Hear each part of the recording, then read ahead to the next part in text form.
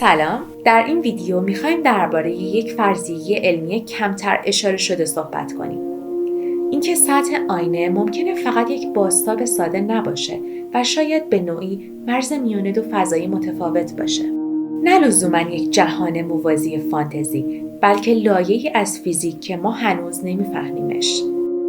موضوعی که در نگاه اول عجیب به نظر میرسه، اما وقتی وارد مفاهیم علمی مثل تئوری جهانهای موازی، تقارن آینه‌ای در فیزیک، دنیای آینه‌ای در فیزیک ذرات و ویژگی‌های عجیب سطوح بازتابی بشیم، به طرز شگفت‌انگیزی علمی‌تر از چیزیه که فکر می‌کنیم.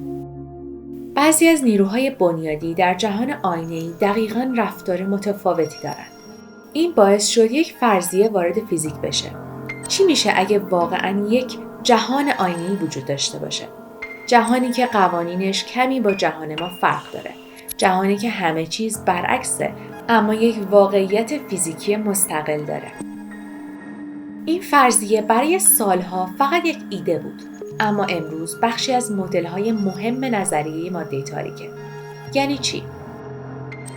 یعنی ممکنه بخش بزرگی از جرم جهان خیلی نزدیک به ما باشه، اما چون رفتار فیزیکی متفاوتی داره، ما نمیتونیم ببینیمش. این اولین قدم ما به سمت این سواله. اگر آینه ها نقاط تماس با چنین جهانی باشن چی؟ وقتی به آینه نگاه میکنیم داریم چیزی رو میبینیم که از نظر نورشناسی کاملا منحصر به فرده. برخلاف شیشه، آینه ها نور رو کاملا برمیگردونن. نه میشکنن، نه جذب میکنن، نه عبورش میدن. این یعنی آینه ها یک سطح با تقارن تقریباً کامل هستند. چیزی که در طبیعت بسیار نادره. حالا نکته جالب اینجاست. سطوح بسیار متقارن پتانسیل عجیبی در فیزیک دارن. در تئوری‌های جدید، مرزهای با تقارن کامل میتونن باعث حالتهای کوانتومی پایدار بشن. حالتهایی که میتونن اطلاعات رو ذخیره کنن، ارتعاش ایجاد کنن، تحت شرایط خاص رفتار مستقل از محیط داشته باشن. اینجاست که یک ایده جذاب شکل میگیره. اگه سطح آینه ناخواسته تبدیل به یک مرز کوانتومی بشه چی؟ مرزی که بین فضای ما و یک لایه دیگه از واقعیت قرار داره. در دنیای واقعی گاهی گزارش‌هایی منتشر میشه از آینه‌هایی که عجیب رفتار میکنن. نه به شکل ترسناک، بلکه بیشتر به شکل تکنیکی و قابل اندازه‌گیری.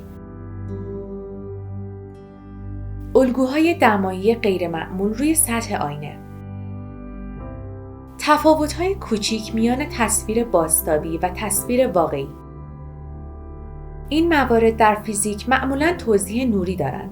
اما برخی پژوهشگران یک احتمال دیگه هم مطرح میکنن. اگر آینه در لحظه خاص اطلاعات رو فقط بازتاب نده بلکه تبدیل کنه، یعنی رفتار نور هنگام برخورد با سطح آینه لحظه ای از قوانین معمولی خارج بشه و وارد یک حالت مرزی بشه. این یک نظریه رسمی نیست، اما در مرزهای جدید فیزیک، مخصوصاً فیزیک کوانتوم و نظریه ابعاد مخفی، جدی گرفته میشه. دانشمندان برای توضیح ماده تاریک یک فرضیه جذاب مطرح کردند. یک جهان کامل با قوانین خاص خودش در کنار جهان ما وجود داره، اما با ما تعامل نمی‌کنه. این مدل میگه در این دنیای آینه‌ای ذرات آینه‌ای وجود دارن. این ذرات جرم دارن. گرانششون روی جهان ما اثر میذاره. اما با نور تعامل ندارن. یعنی ما هرگز نمیتونیم مستقیم ببینیمشون. اگه به طور اتفاقی یک سطح در جهان ما تونسته باشه با این ماده تعامل محدود ایجاد بکنه چی؟ آینه ها از نظر تقارن بهترین کاندیدا هستن. شاید پشت آینه چیزی نباشه که ما ببینیم، اما سطح آینه یک سطح تماسه، نه یک گذرگاه فیزیکی. جایی که اطلاعات میتونه عبور بکنه، اما ماده نمیتونه. حالا به نظر شما چرا احساس میکنیم آینه زنده است؟ از نظر علمی ذهن انسان تمایل داره برای الگوهای متقارن هوشیاری تصور کنه. این یک توهم شناختیه. اما روانشناسی میگه اگر تصویری دائما شبیه ما باشه اما دقیقاً مثل ما کار نکنه، مغز فوراً اون رو موجود مستقل تشخیص میده. به همین دلیل در شرایط خاص، نور کم، خستگی، خیره شدن طولانی، خواب‌آلودگی، مغز ممکنه احساس کنه تصویر آینه‌ای داره خودش فکر میکنه.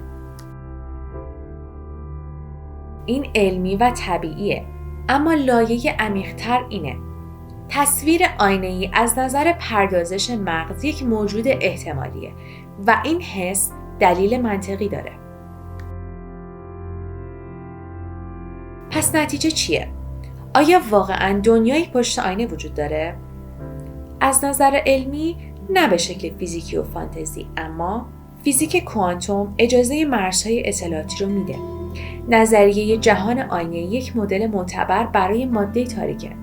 آینه‌ها سطح‌های با تقارن غیرعادی و رفتارهای نوری ویژه هستند و مغز انسان این سطوح رو به طور طبیعی مستقل درک میکنه. یعنی آینه‌ها فقط شیئی نیستن، اونا سطحی هستن که فیزیک، ذهن و واقعیت رو به هم گره میزنه. و شاید به همین دلیله که در تمام فرهنگ‌ها آینه‌ها همیشه چیزهای فراتر از یک ابزار ساده بودن. ممنونم که تا پایان ویدیو رو تماشا کردین. اگه بازم از این محتواها دوست داشتین، لایک و سابسکرایب یادتون نره.